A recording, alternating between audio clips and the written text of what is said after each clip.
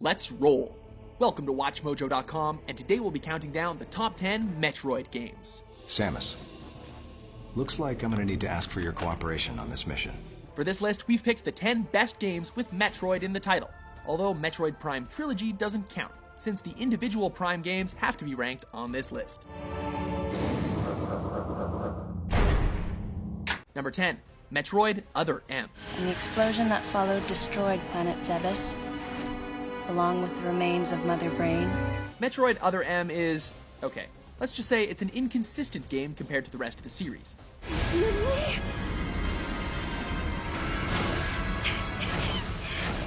It removed the series' focus on mystery, giving Samus a rather monotone portrayal with horrendous writing. I had been reliving the tragic moments of my recent past.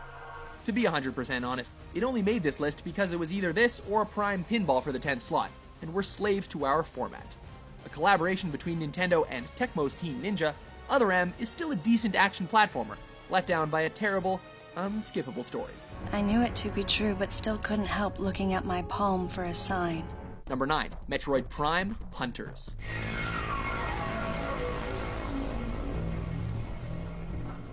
Metroid Prime Hunters accomplished something many thought impossible by translating the amazing FPS action of the Prime series to a handheld console. With some of the best graphics seen on the system, Hunters is one of the best first-person shooters you can find on the DS. While the single-player campaign was really repetitive, the online multiplayer deathmatches were the real star of the package here. Overall, some of the magic of the Prime series was lost in the translation, mostly due to the focus on shooting over exploration, placing Hunters firmly in the good but not great territory.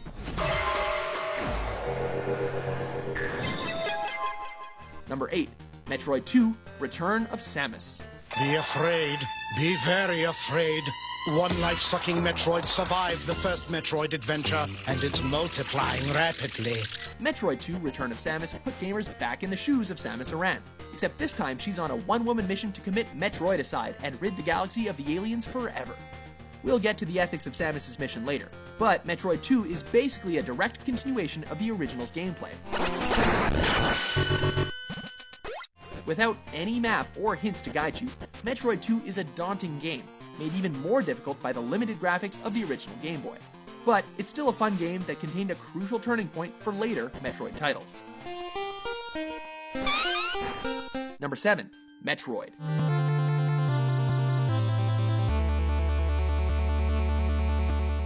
Metroid is the game that started it all and introduced us to Samus, the badass bounty hunter intent on destroying the deadly Metroid aliens. The original Metroid broke so many barriers with its huge explorable world, non-linear gameplay, and controller smash in difficulty.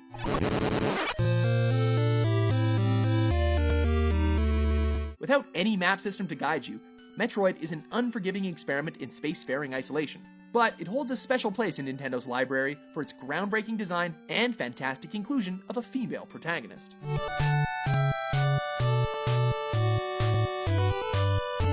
Number 6, Metroid Prime 2, Echoes. Following up one of the most critically acclaimed games ever was no easy task, but for the most part, Prime 2 lives up to its predecessor while introducing several new mechanics and refining Prime's gameplay.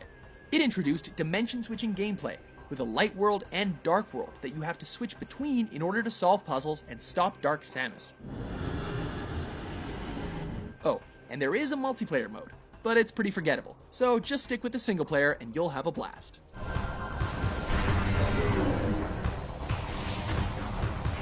Number 5, Metroid Zero Mission.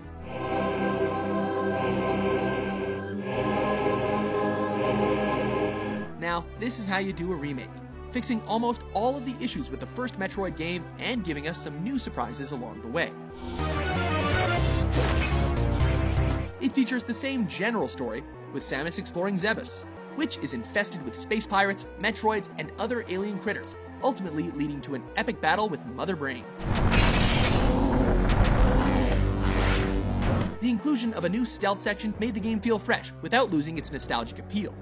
As can be expected in a 2D Metroid game, the graphics, controls, and atmosphere are all amazing. Though it does lose a couple of points for being a bit short and kinda easy in certain sections, it's still mega solid.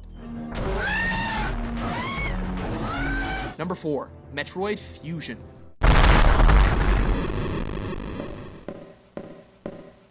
Metroid Fusion is, chronologically, the latest entry in the Metroid series, and serves as a metaphor for upsetting the balance of nature, as Samus's genocidal actions in Metroid 2 has led to a new deadly threat in the form of the mysterious X-Parasite. Samus must explore an abandoned research station now overrun by the X, who have the ability to mimic the form of any host they infect, including Samus herself. Despite being a little more linear, Metroid Fusion impressively packed all of the gritty sci-fi action that gamers had come to expect into a handheld package. Also, that scream from Neo Ridley, woo!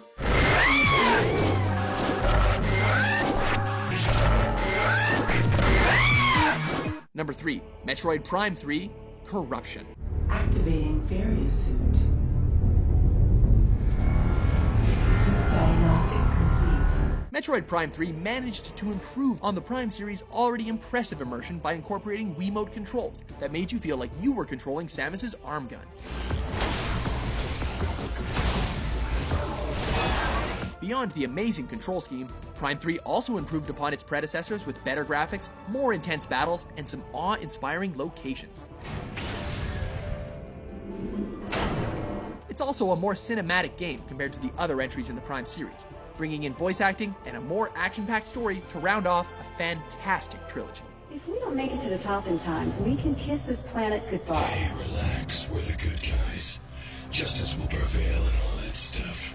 Right, Samus? Number 2, Super Metroid.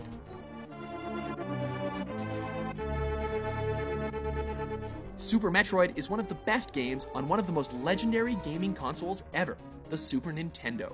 Super Metroid features some of the most hauntingly beautiful environments ever seen in a video game, while posing a serious challenge for even the most experienced gamers.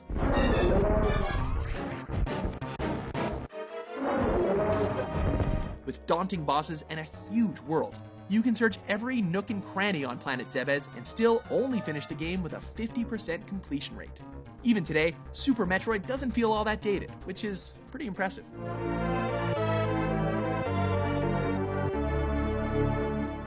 Number 1, Metroid Prime.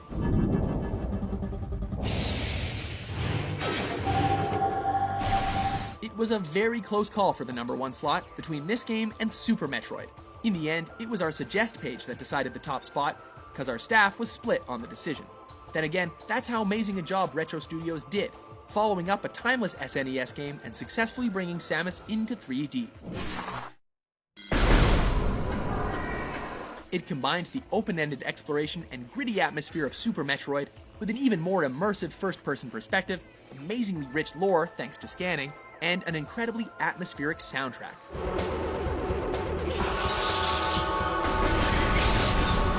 Retro Studios undoubtedly released one of the best games of all time with Metroid Prime.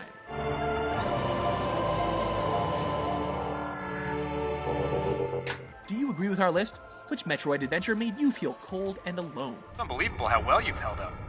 For more galaxy-saving top 10s published every day, be sure to subscribe to WatchMojo.com.